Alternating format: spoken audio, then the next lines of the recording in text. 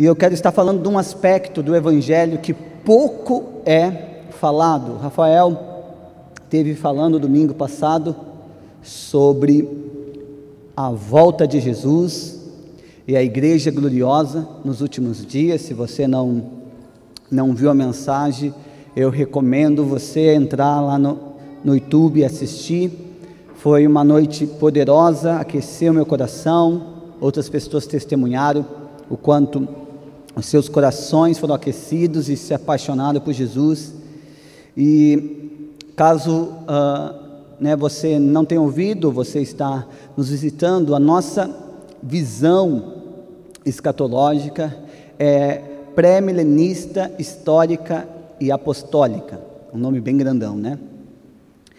Mas grande parte dos teólogos na academia, que seguem essa linha, eles dizem apenas pré-milenistas, histórico, mas nós colocamos apostólico junto, porque nós não cremos que apenas coisas vão ficar ruim, e aí, quando Deus cansar de ser indiferente a toda a maldade, Ele vai vir e salvar o seu povo. E nós cremos que assim como o mal irá crescer nos últimos dias, nós cremos também que o poder do Espírito sobre a igreja verdadeira também irá crescer. E então aquela passagem ao qual nós vemos Pedro falando sobre os finais dos tempos, que aqueles que se limpam vão se limpar ainda mais, e aqueles que se sujam vão se sujar ainda mais. Nós vamos ver o ápice disso, a igreja cada vez se tornando mais santa no poder do Espírito, e o mundo cada vez se tornando mais sujo, debaixo da influência das trevas.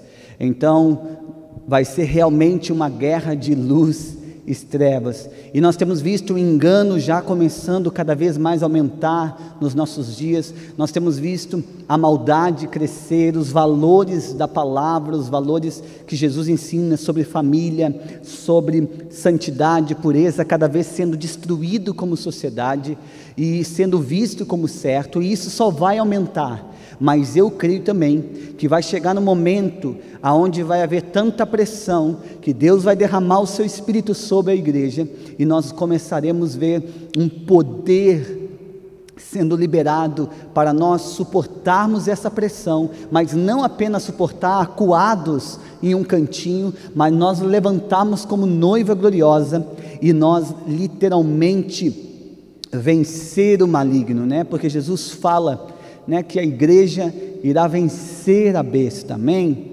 Então, nós precisamos entender isso. Essa é a visão que nós cremos. Eu não vou explicar tudo que o Rafael explicou domingo passado, mas eu quero estar falando então o que acontece assim que Jesus retorna.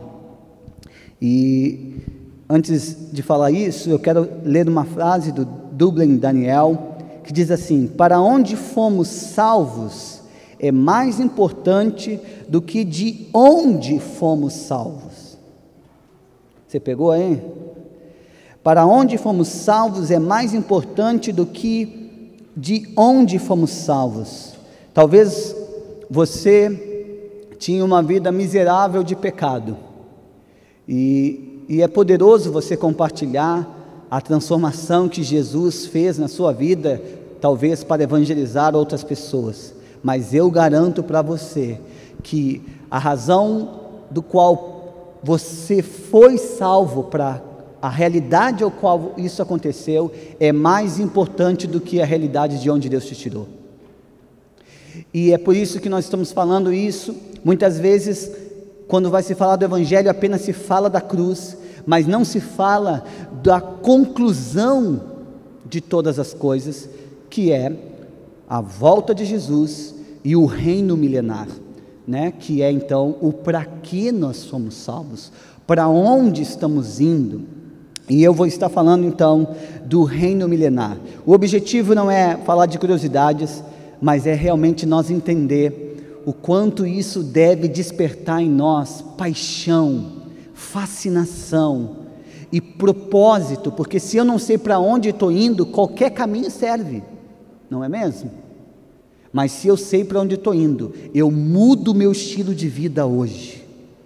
Entendeu por que é importante? Nós estamos falando sobre fim dos tempos, né, essa parte do Evangelho, sobre o retorno de Jesus e o reino milenar, porque eu preciso saber para onde estou indo, e então eu vou começar hoje a viver um estilo de vida que será recompensado eternamente. Amém?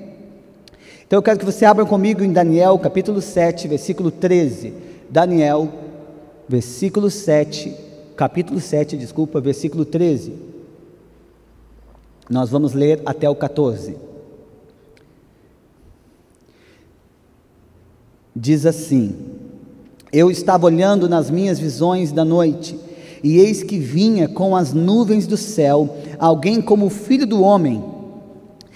Veja bem, está vindo das nuvens do céu, não é um fantasma, não é algo invisível, está vindo alguém, e ele diz, alguém como um filho do homem. Você consegue ver isso na sua Bíblia aí? É alguém que é como um homem. E ele se dirigiu ao ancião de dias, e o fizeram chegar até ele. Foi-lhe dado o domínio, a glória, o reino, para que as pessoas de todos os povos, nações e línguas o servissem. O seu domínio é domínio eterno, que não se passará, e o seu reino jamais será destruído. Amém?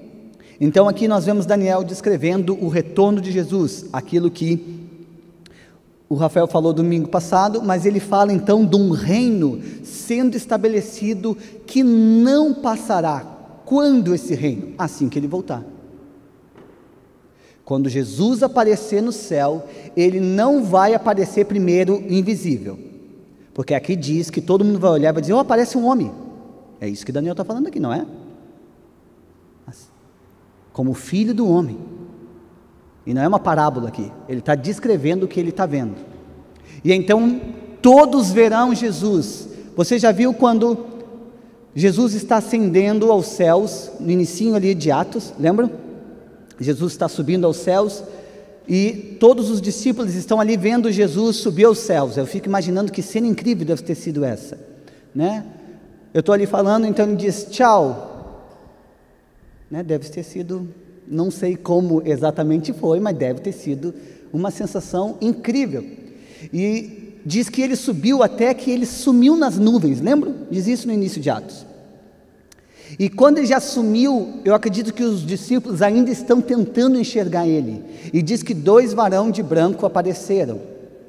E aí a Bíblia diz o que é ali? Anjos. E eles fazem uma pergunta, o que vocês estão olhando? Eu acho incrível quando os anjos aparecem e fazem pergunta, porque quase sempre são perguntas óbvias, você já percebeu? Tipo, como assim, o que eu estou olhando? Eu acabo de ver um homem subindo para o céu, voando. Alguém que eu toquei, que eu abracei, que comeu peixe junto comigo, lembra? E então, eles fazem essa pergunta por quê? Porque eles, na verdade, querem comunicar algo para que eles não esquecessem e que nós hoje não esquecessem. Eles dizem, da mesma forma que você está vendo ele subir, da mesma forma, vocês vão ver ele descer. Então é visível, assim como Daniel está descrevendo aqui, é visível. Depois você vai lá e lê o texto no início de Atos ali. Então, nós vemos isso claramente sendo várias e várias vezes, né? A Bíblia fala, todo olho verá, toda língua confessará, e muitas outras realidades. O Espírito Santo veio para nos preparar para a volta de Jesus. Jesus vem para preparar a terra para a vinda do Pai. Você está entendendo? O Espírito Santo veio, Jesus subiu aos céus, e ele disse, esperem que eu vou enviar outro igual a mim, o Consolador. Lembram que ele diz isso? Quando estão reunidos, né, está ali em João, para a ceia, e ele começa a falar de tudo ali, né, João 13, 14, 15, 16, ele começa a descrever, diz que vai ir lá construir moradas e depois vai voltar para nós, e ele disse, eu vou enviar outro Consolador. E então, O Espírito Santo veio para nos preparar para a vinda do Senhor, nos capacitar para isso. E eu creio que se houve avivamento em Atos, se houve avivamento em Gálias, se houve avivamento na Rua Azusa, se houve avivamento há 50 anos atrás nas igrejas históricas, se houve avivamento há 20 anos atrás em Toronto, aonde poder, graça foi liberado para a igreja se santificar, ser curada e agir em poder, você acha que Deus não fará algo muito maior nos últimos dias? Ele vai deixar sua igreja como um cusco acuado se escondendo pelos cantos? Nós vamos ver o que aconteceu no Egito, as 10 pragas sendo derramadas sobre o Egito, e o povo de Deus do ladinho, tipo Pelotas capando leão, nada acontecendo com eles, nada, zero. É por isso que Joel fala, o grande e terrível dia do Senhor, porque grande para o povo de Deus. Estude Joel, você vai entender, terrível para os incrédulos, porque Deus vai vir destruir toda a maldade que impede o homem de ver o amor dele. Então, eu creio nesse derramado do Espírito, e Joel fala isso, né? O derramamento do Espírito sobre toda a carne. Esse toda a carne é todos os povos da terra, é isso que quer dizer. E aí, gente, já teve grandes avivamentos, mas todos eles foram locais. Azusa, Gálias, Jerusalém, Ilhas Frígias, todos foram locais. O que Joel diz é que nos últimos dias, entenda que o que o Joel está falando antes desse derramar, se você ler ali, você vai ver que é a grande tribulação que ele está falando antes. Sol se escurecendo, lua ficando vermelha, tudo sendo abalado, e então ele diz, e o Espírito será derramado sobre toda a carne, sobre todos os povos da terra. É isso que quer dizer ali, se você estudar a origem da palavra. E então, profetizarão, sonharão, Deus vai se mover com grande poder, amém? Deixa eu voltar aqui, senão eu me empolgo. Então, eu quero que você abra comigo, lá no finalzinho, esse vai ser rápido de abrir, Apocalipse 20, versículo 4. Apocalipse 20. Então, nós vemos Daniel dizendo, um filho do homem aparecendo nos céus e começando o seu reino, que não passará, quer dizer, ele vai começar e não vai passar mais. E nós vemos então, novamente, agora, João em Apocalipse descrevendo essa mesma realidade que Daniel está falando, e diz assim, versículo 4 do capítulo 20, vi também tronos, e esses sentaram-se, aqueles aos quais foi dado autoridade para julgar. Vi ainda que as almas dos que foram decapitados por terem dado testemunho de Jesus e proclamado a palavra de Deus, estes são os que não adoraram a besta nem a sua imagem. Veja bem, é pessoas que estão na terra quando a besta está atuando e elas estão dando testemunho de Jesus, amém? Quem é esse? Quem são esses? Os crentes, a igreja. E não receberam a marca, né, da besta. Vamos seguir aqui. Na testa e na mão. E viveram e reinaram com Cristo durante 1000 anos. Os restantes dos mortos não viveram até que se completasse os 1000 anos. Veja bem, só um grupo ressuscitou quando Jesus veio. Qual é? Os crentes. O restante dos mortos não ressuscitaram. Está muito claro aqui no texto.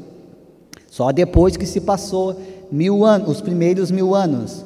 Bem-aventurado é o santo e aquele que tem parte na primeira ressurreição. Então quer dizer, tem uma segunda. De quem? Aí de todo mundo, não só dos salvos. Sobre essa, a segunda morte não tem poder, pelo contrário, serão sacerdotes de Deus e de Cristo, e reinarão com ele os 1000 anos. Então quando Jesus voltar, a Bíblia diz que primeiro irá ressuscitar aqueles que já morreram, né? Eles irão ressuscitar aqueles que já morreram, e quando esses ressuscitarem, a Bíblia diz que então eles ressuscitarão com corpos glorificados, e então nós, e eu creio que talvez nós possamos estar vivos nessa época, nesse momento, nós que ainda estamos vivendo aqui, vamos então também ter os nossos corpos glorificados e nos encontraremos com Jesus nos ares, o que é chamado de arrebatamento. E aqui eu quero chamar a atenção de uma coisa: existe um versículo que fala de arrebatamento na Bíblia, e milhares que falam do reino, e as pessoas estão mais preocupadas com o momento do encontro de Jesus nos ares do que com o reino dele, que é o que deve moldar o meu estilo de vida hoje. Então, eu acho que você precisa se preocupar mais com o reino de Deus do que com o encontro nos ares. Então, como foi explicado no domingo passado, quando nós então tivermos os nossos corpos glorificados, depois daqueles que já morreram, então ressuscitaram, e nos encontrar nos ares, então, após um período nos ares, nós descemos. Que período é esse nos ares? As taças. Nós só vamos permanecer nos ares com Cristo durante o derramamento da taça. Por quê? Porque a Bíblia diz que na última trombeta, Jesus aparece no céu e há a ressurreição e o arrebatamento, o encontro nos ares, na última trombeta. Só que depois da última trombeta tem todas as taças. Então a igreja só não está na terra no período das taças. Nós cremos como comunidade que selos, trombetas e taças são cronológicos. Não é figurativo, não é uma parábola, é João descrevendo o que Deus mostrou para ele que aconteceria, entende? O que é simbólico em Apocalipse, o próprio texto vai dizer o que é a simbologia daquilo ali. O que não é aquilo ali mesmo. Talvez nós não compreendemos em detalhes, mas é aquilo ali, ok? Então, quando acontece isso, nós ficamos somente nos ares, o período, todo olho vendo, lembra? Jesus vai vir, todo olho vai ver, nós vamos encontrar nos ares, e então as taças são derramadas. Quando as taças terminam de ser derramadas, então Jesus desce, e aí é toda aquela explicação que o Rafael deu, né? Que ele desce em Jerusalém, e ele vai contra os seus inimigos e tudo mais. Eu não vou entrar em detalhes, mas a partir daí, deu-se início ao milênio, deu-se início ao reino milenar terreno, aqui na terra de Cristo. E ele então a Bíblia diz que haverá tronos para nós exercermos o nosso sacerdócio e reinarmos com ele. Você viu isso no texto ali? Bem-aventurado e santo aqueles que têm parte da primeira ressurreição. Sobre essa segunda morte não terão, e o contrário, serão sacerdotes de Deus e de Cristo, e reinarão com ele os 1000 anos. E lá no início fala, né, reis e sacerdotes. Então nós vamos reinar com Cristo durante 1000 anos. E como nós vamos operar esse reino? Como nós vamos operar nesse reino? Agindo de forma sacerdotal a Cristo e a Deus. Nós continuaremos durante os 1000 anos ministrando a Deus, intercedendo, servindo as pessoas. O que os sacerdotes faziam, nós continuaremos fazendo. Aquilo que como igreja somos chamados hoje, só agora, não com um pouco de poder, não com um corpo limitado, não com um amor fraco, mas com plenitude em todas as coisas. Amém? Eu sei que talvez é muita coisa nova que eu estou dizendo para você, mas vamos lá. Se você quiser, o Ângelo Basso está com uma escola completa na página dele sobre o milênio, e aí você vai entender com mais detalhes. Mas eu quero dar um panorama aqui para que nós possamos saber qual é o propósito, qual é o destino final. Como eu disse, o mais importante não é de onde fomos tirados, mas é para onde estamos indo, porque isso vai definir o meu estilo de vida hoje. O céu não é o nosso destino final, por isso vamos ressuscitar e ter corpos glorificados e reinar com Cristo aqui na terra. É impressionante como uma das principais doutrinas do cristianismo tem sido ignorada nos nossos dias, e sabe qual é? Ressurreição. Porque qual é a razão de eu ter um corpo ressuscitado e ir para um mundo de fantasma?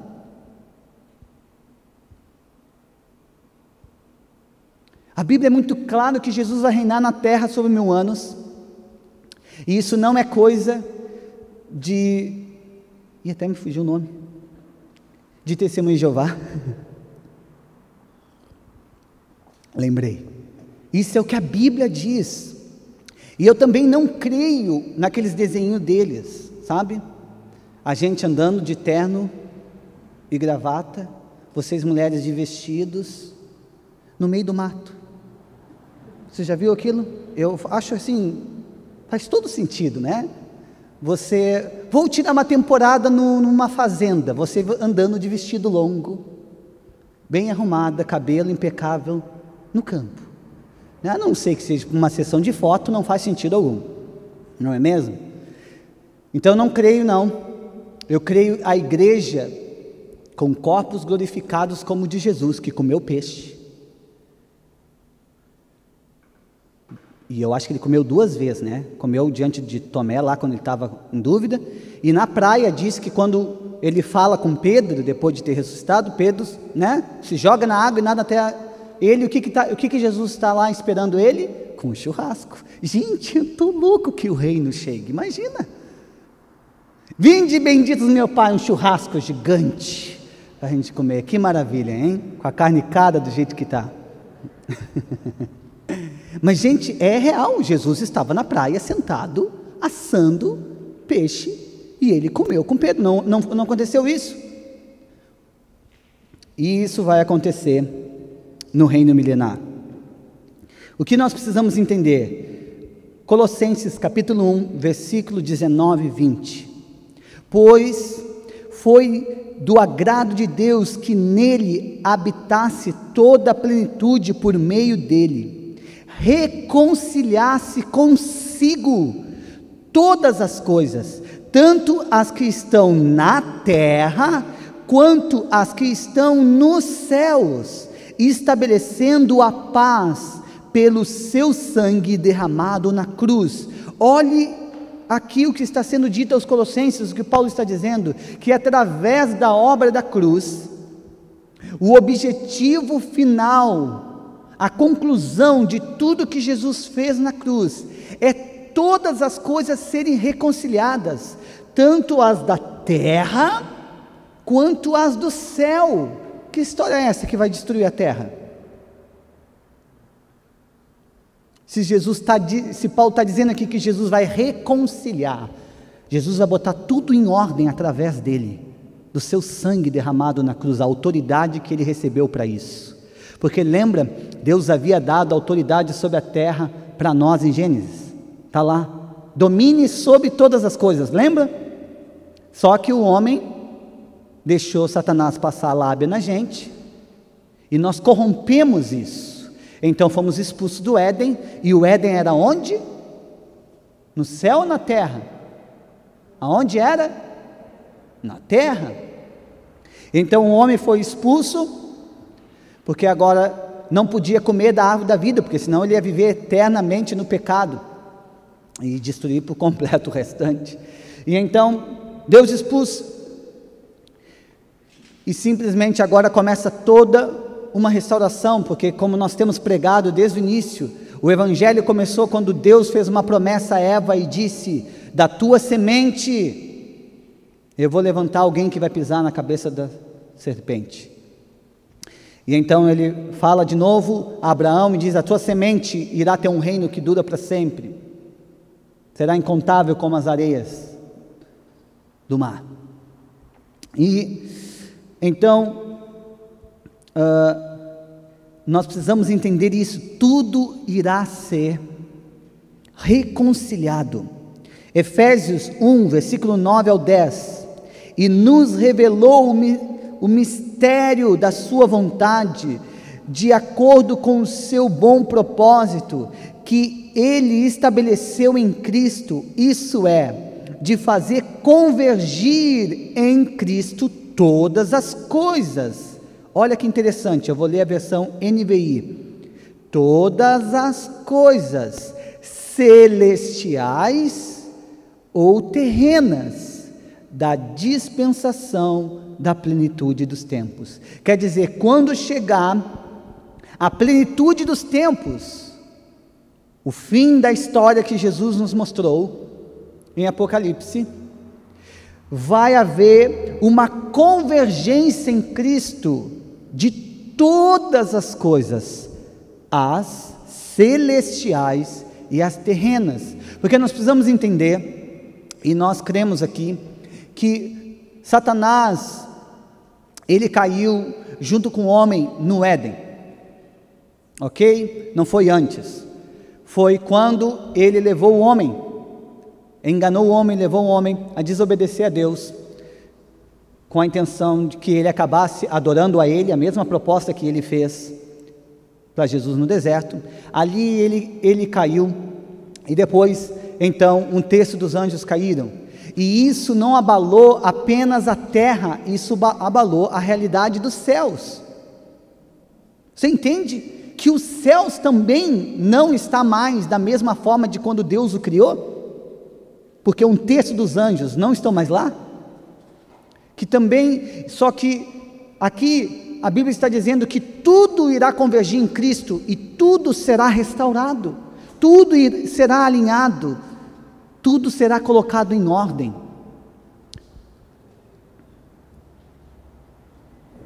O plano original de Deus é uma família que vivesse em pleno amor e experimentando o reino de Deus e governando na terra. O que eu quero dizer com isso? Quando Deus, a Bíblia lá em Gênesis 1 diz assim: Deus criou a terra, é isso que diz lá? O que diz? Deus criou o céu e a terra. Gente, depois ele começa a explicar isso, mas não está falando aonde está as nuvens, não, e o pó da terra, não é isso que está falando esse versículo. É Deus criou o céu, aonde ele mora, onde está o tabernáculo de Deus, que nós vemos todos os profetas falando do tabernáculo de Deus, e Deus criou a terra, o cosmo, aonde nós estamos. Então quer dizer, o céu também é uma criação de Deus, e que também foi afetado pela desobediência dos anjos, não como a terra, obviamente, mas em Cristo tudo irá convergir. Por quê? Porque o plano de Deus sempre foi uma família. Deus cria o homem no Éden, e ele não apenas dá o governo para o homem, mas ele também dá uma esposa, e então ali começa uma família, aonde tinha o papel de governar a terra, em pleno amor e relacionamento com Deus e uns com os outros, mas isso foi quebrado, isso será restaurado de novo. Você precisa entender que quando Deus disse, ao criar todas as coisas, ele vai criando cada uma das coisas, o firmamento, o mar, os peixes, os animais, então em tudo que ele cria, ele diz, bom, isso é bom, isso é bom, isso é bom, e aí ele cria um homem à sua imagem e diz o quê? Isso é muito bom. E agora tudo vai ser destruído simplesmente? Não! Em Cristo todas as coisas serão reconciliadas, irão convergir, serão restauradas para a sua plenitude. E aquilo que Deus criou para ser no Éden, então finalmente vai ser uma família que vive em pleno amor e governa a terra. Talvez, depois das galáxias, não sei, mas, no mínimo a terra eu garanto para vocês, porque isso está escrito. Então nós precisamos entender isso. E essa família viverá em plena unidade. 2 Coríntios capítulo 6, 18 diz assim: e serei o seu pai, e vocês serão meus filhos e as minhas filhas, diz o Senhor Todo-Poderoso. Apocalipse 19, versículo 7 diz: alegremos, exultemos e dê-lhe a glória, porque chegou a hora das bodas do Cordeiro, e a noiva dele já se preparou. Quer dizer, o pai está ansioso por esse momento, ansioso no modo de dizer, né? Tipo desejoso desse momento, do nosso encontro com Cristo, da família se reunindo novamente. Efésios capítulo 3, versículo 15, de quem toda a família, olha que interessante, de quem toda a família nos céus e na terra recebe o nome, que é sobre todo nome, amém? Nós vamos se tornar uma família só. Você pode ver essa família como a Trindade, ou como o Deus e todos os anjos, né? A Trindade e todos os anjos. Há divergências teológicas a respeito disso, mas a questão é, sendo uma ou não, é que a família celestial e a família terrena irão se tornar uma. É isso que esse versículo está dizendo, independente do que você crê sobre a família celestial, amém? Então nós precisamos entender que a Bíblia inteira está falando disso. E para você entender como Deus criou o céu e o céu tefona, não apenas vários profetas tinham visão dos céus e descreviam o que estava vendo, né? Um trono assim, uma realidade assim, João mesmo diz, né? Um trono, querubins, 4 seres, um mar de vidro, ele descreve um monte de coisas. Nós vemos Ezequiel dizendo um trono com círculos na volta e tudo mais, quer dizer, eles viam algo, amém? Nós vemos vários, principalmente Davi, dizendo sobre um tabernáculo, um lugar, um monte onde havia um tabernáculo e o qual ele queria estar lá. Quando Davi fala em Salmos 27, versículo 4, uma coisa eu peço ao Senhor e a buscarei, que eu possa contemplar a sua formosura e aprender no seu templo. Que templo ele está falando? O que Deus está agora mesmo, nos céus, que quando ele criou os céus e a terra, ele criou. Davi viu isso. A prova é que quando ele trouxe a arca para Jerusalém, ele levou para o tabernáculo de Moisés no monte? Levou ou não? Então não era desse lugar que ele estava falando, não era desse monte que ele estava falando. De onde virá um socorro, né? Do monte do Senhor. É que o tabernáculo de Deus fica em cima de um monte. Amém? Nós vemos Jacó brigando com o anjo do Senhor, lembra? Qual foi o resultado da briga? Como é que a briga acabou? Como? Com a coxa dele machucada, né? Então quer dizer, anjo não é fantasma. Vamos lá. Um problema que nós encontramos, antes de falar isso, já que eu já estou falando dessa realidade, eu vou pular e depois eu volto. Pessoas no milênio. Talvez você diga assim, mas como assim, Rodrigo? Como nós vamos estar exercendo o nosso sacerdócio? Como nós vamos estar ainda servindo as pessoas? Simples, não irá morrer todo mundo na grande tribulação. Quando nós lemos e estudamos Apocalipse, nós entendemos que entre o primeiro selo e até a última trombeta, 1/3 da terra é afetado. E aí então, nas taças, somente nas taças, outro 1/3 é afetado.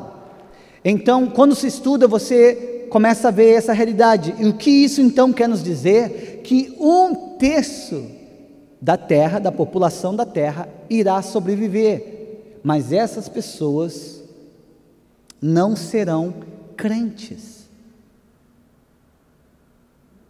Essas pessoas, você já deve ter visto aquele filme, alguns filmes que mostram essa realidade assim, tipo, tem os malvados, e eles estão lá tentando dominar tudo, tem os bonzinhos, que estão tentando, resistir àquilo e se escondendo, e tem aqueles que decidem ser contra tudo e contra todos. Você já deve ter visto esse filme, né?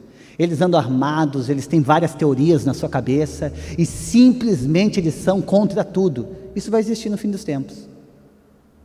Sim, pessoas irão sobreviver à grande tribulação, e essas pessoas é que nós iremos governar sobre elas no milênio.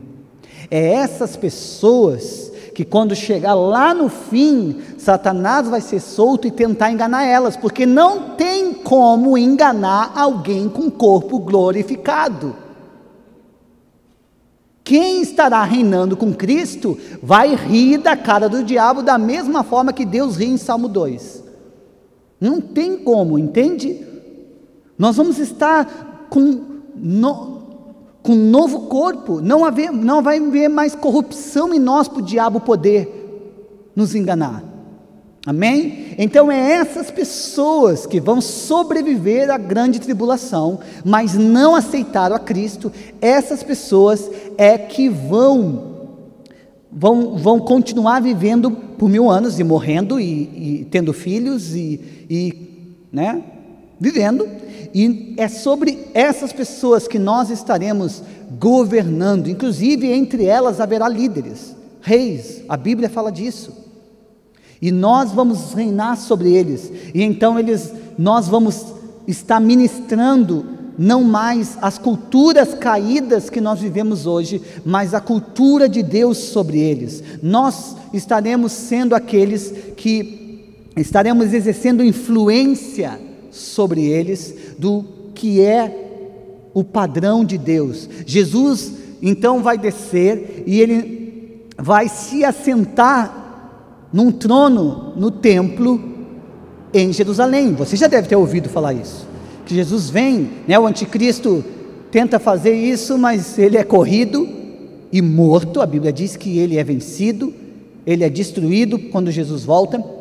E então Jesus se assenta em Jerusalém, e Jerusalém se torna o centro do governo de Deus em toda a terra. E nós vemos, várias e várias e várias profecias sobre isso. Quase todos os profetas falaram isso, que um dia o Filho do Homem viria, alguém viria, ou um descendente de Davi viria e se assentaria no trono em Jerusalém, e iria governar todas as terras. A própria promessa de Abraão é: de uma descendência tua virá alguém que irá governar, e todas as nações da terra serão abençoadas através desse governo.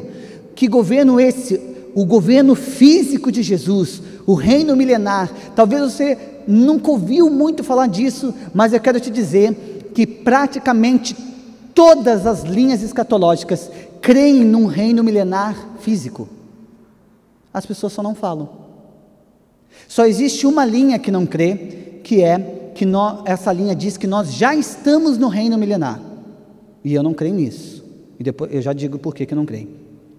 Mas para situar vocês no que eu estou falando, existe algumas referências onde falam isso. Você deve saber que Isaías, ele fala bastante sobre a cruz e sobre o reino milenar, e eu quero que você, se você quer ver comigo, é Isaías 65, versículo 20, aqui ele está falando do reino milenar, e diz assim, Isaías 65, versículo 20, não haverá mais nela criança que viva somente alguns dias, nem velho que não complete os seus dias. Aonde? No reino de Deus, milenar, na terra. Porque morrer aos 100 anos será morrer ainda jovem. Oh? Como assim? Quando isso aconteceu na história? Isaías está falando do futuro. Quando isso aconteceu depois que Isaías profetizou? Que alguém morrer aos 100 anos e iria morrer ainda jovem.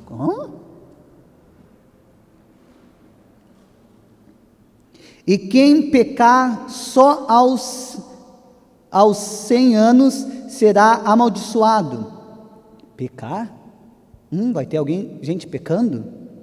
Eles construirão casas e nelas habitarão, plantarão vinhas e comerão seu fruto, não construirão para que outros habitem, nem plantarão para que outros comam, porque a longevidade do meu povo será como a da árvore, e os meus eleitos desfrutarão ao máximo as obras das suas próprias mãos, não farão o seu trabalho em vão, nem irão gerar filhos para a calamidade, porque são a descendência dos benditos do Senhor, e os seus filhos trarão com eles. Antes mesmo que clamem e responderei, estando eles ainda falando, eu os ouvirei. O lobo e o cordeiro pastarão juntos, e o leão comerá palha como o boi. Pó será a comida da serpente, não se fará mal, nem dano algum em todo o meu santo monte. Me diz quando isso aconteceu depois que Isaías profetizou? Teve algum momento que isso aconteceu? Então só tem duas opções: ou Isaías é um lunático, ou ele mente, ou ele está falando algo que ainda vai acontecer. O que eu entendo dessa passagem? Você deve lembrar que quando o homem foi expulso do Éden, eles viviam muito, quase 1000 anos, lembram? E então foi diminuindo isso, né? Então lá 900 e pouco, depois 800 e pouco, depois 700 e pouco, depois 600 e pouco, depois 700 e pouco, depois 500 e pouco, depois 400 e pouco, depois 300 e pouco, depois 200 e pouco, e depois 120 foi estabelecido como máximo. E é como a coisa está mais feia hoje, diminuiu, né? E aí, então, foi estabelecido, o que eu creio, da mesma forma que isso foi diminuindo por causa do pecado, conforme a tudo sendo reconciliado e convergindo em Cristo, em seu domínio e reino sobre toda a terra, e o pecado então sendo completamente eliminado da terra, não no estalar de dedos, mas através do governo e do domínio de Cristo, gradativamente sobre a terra, porque ele não é um tirano que impõe as coisas. Da mesma forma que ele veio e liderou na sua primeira vinda, sendo servo, humilde e manso, ele fará na segunda vinda. Amém? Ele sim virá com juízo na sua vinda e destruirá os inimigos, mas depois no seu reino milenar, ele não continuará destruindo a todos, não. Já destruindo os principados e potestades, todos os seus inimigos. Agora então ele começa a restaurar a terra e nós governando junto com eles, com ele. Amém? E essas pessoas então começarão cada vez a viver mais, e 100 anos serão ainda jovens. E nós vamos ver a criança, o leão e a serpente e o cordeiro, tudo vivendo junto, porque o efeito do pecado na terra estará sendo, vamos dizer, revertido. Amém? Tem outras passagens aqui, eu não quero me estender muito,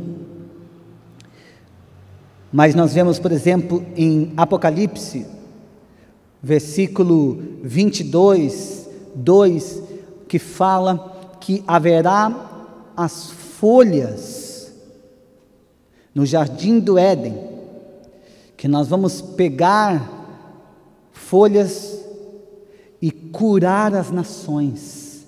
Agora me diz, como é que a gente faz uma coisa dessa num céu imaginário? Não tem como. Então, quando a Nova Jerusalém descer do céu como uma noiva ataviada, lembra que isso diz na Bíblia? Nós vamos ter acesso. Você já deve ter lido que Apocalipse diz que o jardim do Éden está dentro da Nova Jerusalém. Então nós que ressuscitarmos, porque havíamos morrido, ou se estiver vivos, tivermos corpos glorificados, encontrarmos com Jesus, quando nós descer com Ele da terra para começar do seu reino, nós teremos acesso à Nova Jerusalém, e nós usaremos das folhas que há no jardim do Éden para curar as nações. Vai ter trabalho, mas vai ser legal.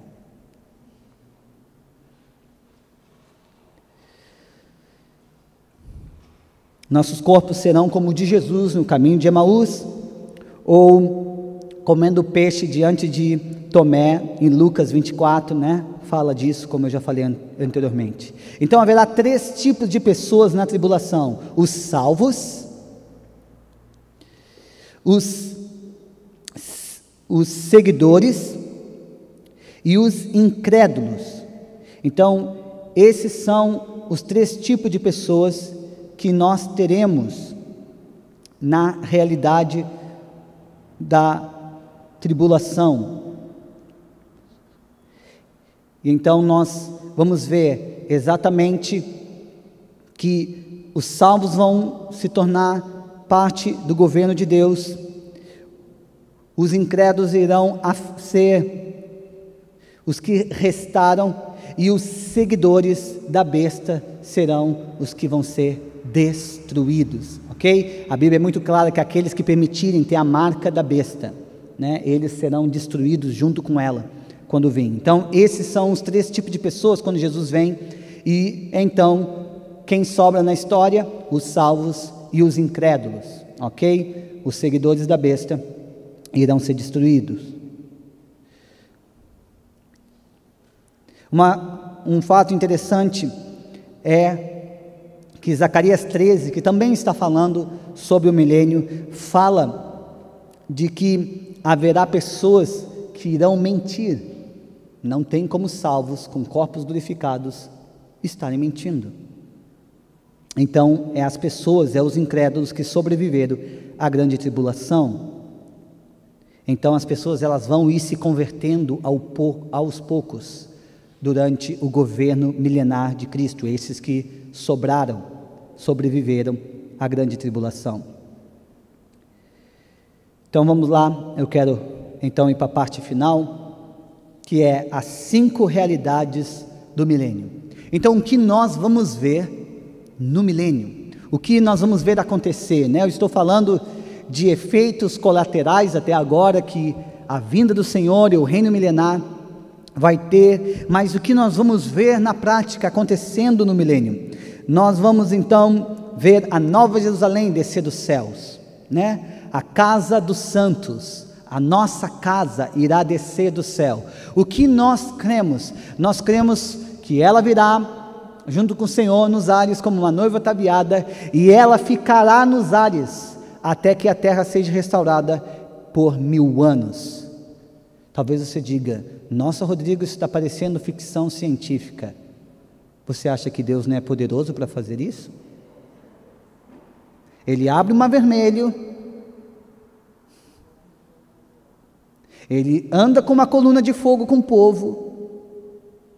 Não, mas acreditar em Apocalipse é demais, Não, ele é o mesmo ontem, hoje e será eternamente.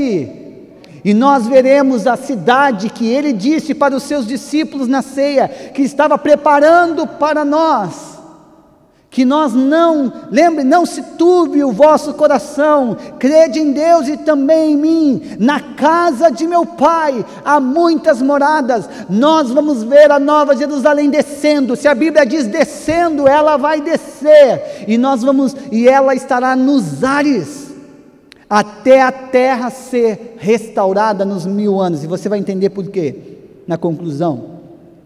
Nós vamos ver o Jardim do Éden de volta, porque o Jardim do Éden, como eu já falei anteriormente, ele está no meio da Nova Jerusalém. Todas as delícias que nós podemos provar estarão no Jardim do Éden. Será o nosso lugar de delícias no reino de Deus.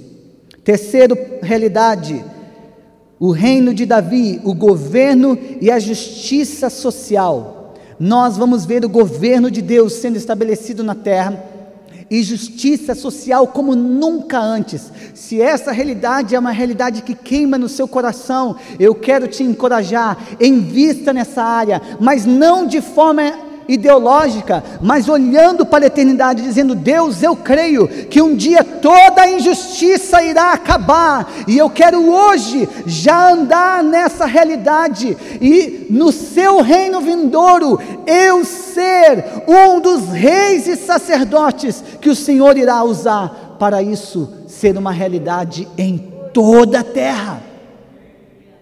Eu não sei se isso deixa você animado, mas a mim me deixa. Agora, ficar feito um fantasma cantando numa nuvem não me deixa nada animado. Quarta realidade, casa de oração. Lembram? Jesus estará com seu trono dentro do templo, e ele diz: a minha casa é casa de oração para Jerusalém. É isso que ele fala?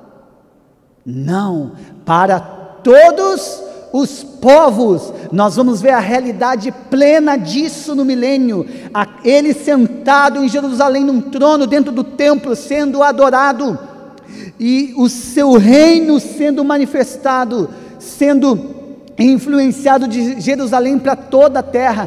Deus escolheu aquela terra, porque não sei, ele escolheu, e ele escolheu estabelecer o seu trono ali, e nós veremos isso em plenitude no reino milenar. É através da oração, da adoração, da concordância que Deus opera, amém? Ele escolheu agir assim. Nós vemos todo o tempo, a Bíblia mesmo chama que Jesus intercede por um tempo, é isso que diz? Não, lá em Hebreus diz que Jesus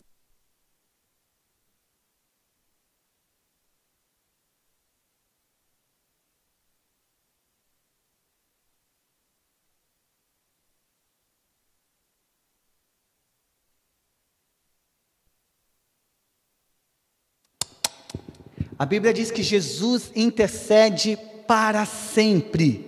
Nós precisamos entender que essa realidade não vai mudar, e a maior influência de autoridade que nós vamos ver no milênio é através da oração e da intercessão. É por isso que nós não vamos ser tiranos no meio do povo, obrigando eles sendo santo. Nós estaremos intercedendo por eles diante do próprio Cristo. Você imagina isso? Você que tem sede de justiça social, você consegue imaginar você chegando no templo em Jerusalém e olhar nos olhos de Jesus e dizer: Jesus, em Pelotas, em tal bairro, há uma realidade de miséria acontecendo, e eu estou intercedendo a Ti, para que o Senhor me libere para mudar aquela realidade.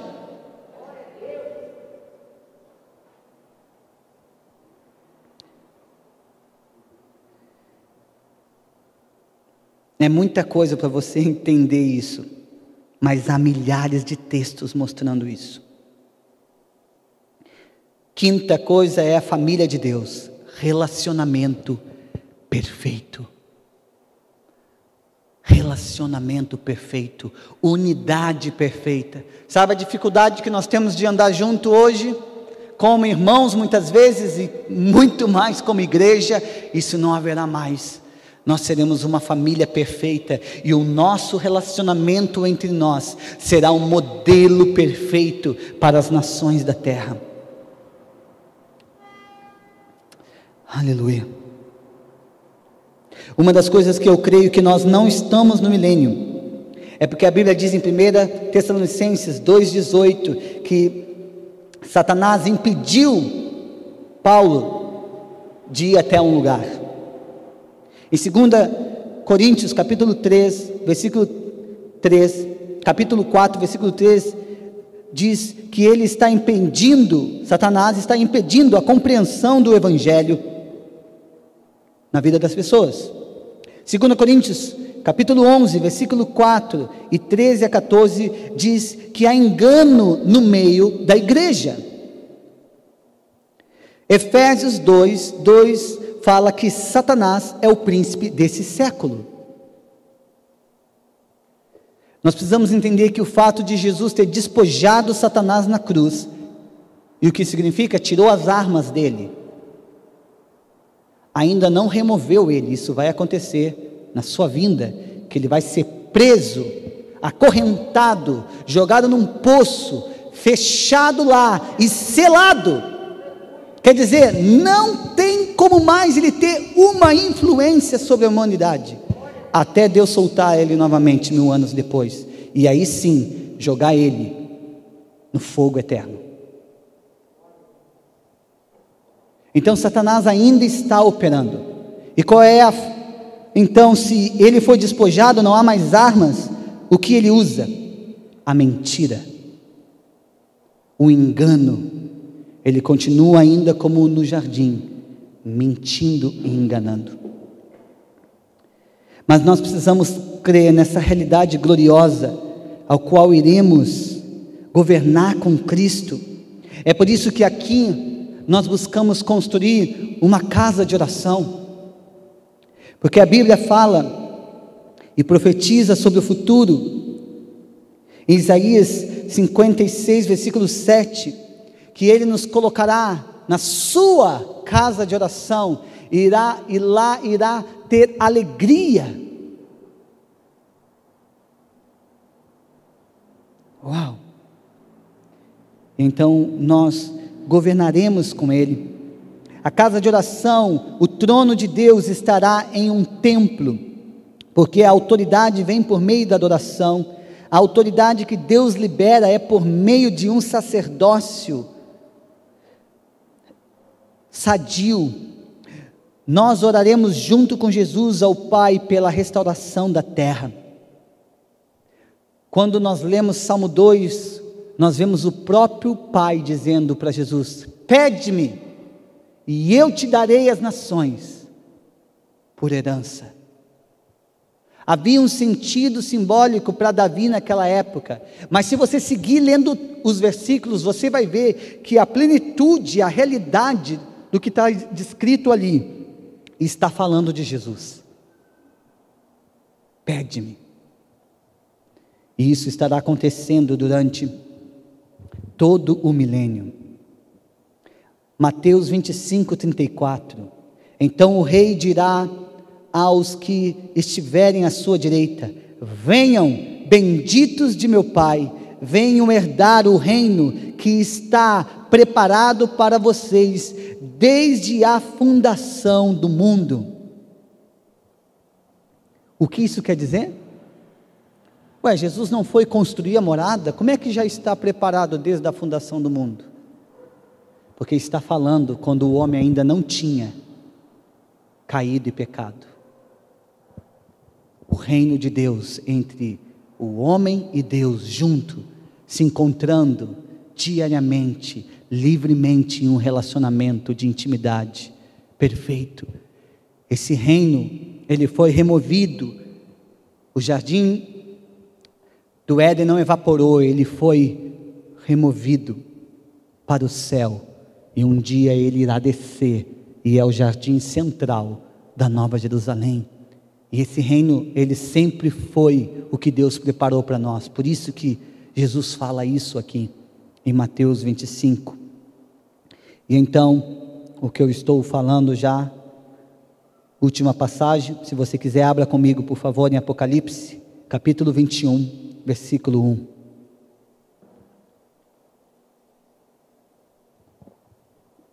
Apocalipse, capítulo 21, versículo 1.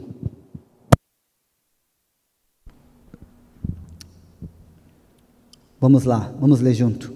E eu vi novo céu e nova terra. Opa, não é só nova terra. Assim como no Éden, Deus criou o céu e a terra, agora convergido em Cristo, reconciliado em Cristo, após 1000 anos. O capítulo anterior está falando do milênio. Agora o 20, agora nós estamos no 21, iniciando. Já foi tudo restaurado, tudo colocado em ordem. Satanás foi destruído para sempre, e junto com ele, que é o trono branco, a segunda morte e também a segunda ressurreição, todos aqueles que não creram em Jesus foram junto. E agora então que tudo está em ordem, tudo restaurado, João vê: e vi novo céu e nova terra, pois o primeiro céu, olha só, e a primeira terra passaram, e o mar já não existe. Vi também a cidade santa, a nova Jerusalém, que descia do céu, da parte de Deus, preparada como uma noiva enfeitada para o seu noivo. Então ouvi uma voz forte que vinha do trono e dizia: eis o tabernáculo de Deus, o tabernáculo de Deus, com os seres humanos. Deus habitará com eles. Opa, não é nós que vamos então para uma outra dimensão, é Deus que vem. Você está vendo aí? Eles serão povos de Deus, e Deus mesmo estará com eles, e será o Deus deles, e lhes enxugará dos olhos toda lágrima, e já não existirá mais morte, já que haverá luto. Já não haverá luto, nem pranto, nem dor, porque as primeiras coisas passaram. E aquele que estava assentado no trono disse: eis que faço novas todas as coisas. E acrescentou: escreve, porque essas palavras são fiéis e verdadeiras. Meus irmãos, Gênesis 1 e 2 e Apocalipse 21 e 22 é a realidade eterna. Toda a história no meio disso é a Deus buscando restaurar o homem para voltar novamente ao Éden, para voltar novamente ao reino de Deus, aonde Ele governa e nós governamos junto com Ele.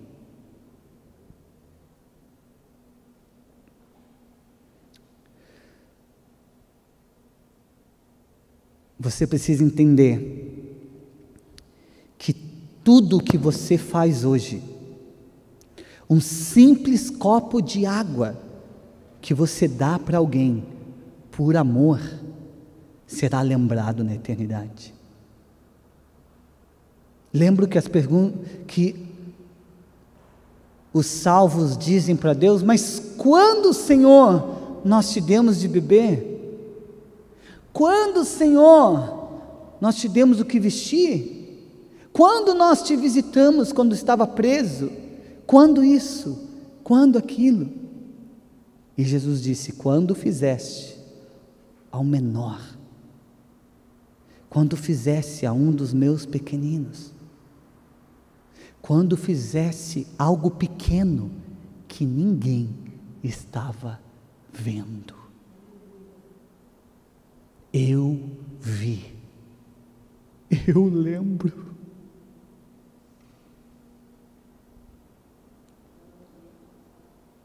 É isso que quer dizer ser fiel no pouco, e sobre o muito te colocarei. Não tem a ver com riquezas nessa vida aqui, terrena. Tem a ver com que aquilo de mais pequeno que a gente faz por amor hoje, Deus irá nos recompensar e lembrar por toda a eternidade. A Bíblia diz em Apocalipse, deixa eu ver se eu acho aqui a referência para vocês. Não vou achar. Achei, Apocalipse 2,17. Diz que Ele vai nos dar uma pedra branca, que tem um nome, que só nós e Ele sabe. Uau! E talvez você pense, mas para que uma pedra branca? Você tem ideia que o Deus do universo, que criou todas as coisas, que tudo sabe, que tem todo o poder, Ele vai te dar algo que só você e Ele sabe o que significa. Isso quer dizer que por toda a eternidade nós iremos desfrutar de um nível de intimidade com o Senhor que ninguém mais vai experimentar, porque Ele não é Deus de um povo, Ele é um Deus noivo. Ele não é Deus apenas de um povo, Ele é um Deus Pai, que sabe o nome e a peculiaridade de seus filhos.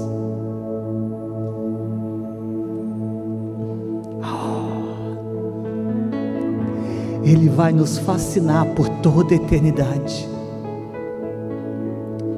e nós iremos adorá-lo por toda a eternidade, não como um coral, mas como um povo santo, que governa a terra com Ele, e o que mais Ele quiser.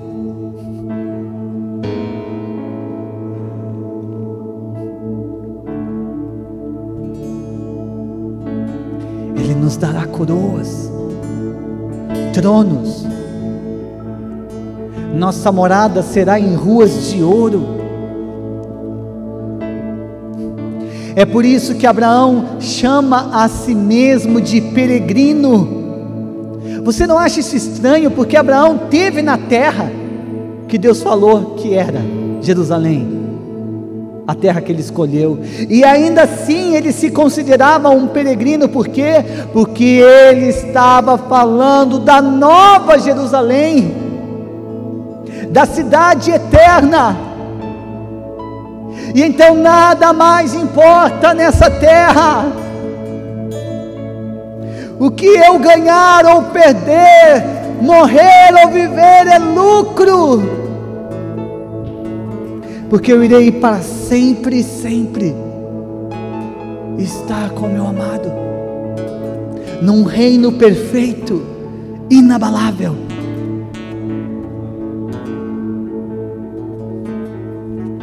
Eu não sei se isso aquece o seu coração, mas aquece o meu. E assim como ele vai lembrar de tudo que Abraão fez e abriu mão do mais simples, ele também irá lembrar de você. Ele vai lembrar de todas as vezes que você preferiu estar na presença dele, ao invés de estar distraído, que você ajudou alguém, não para aquela pessoa ser grata a você, mas porque você estava dando para ela como se estivesse dando para ele.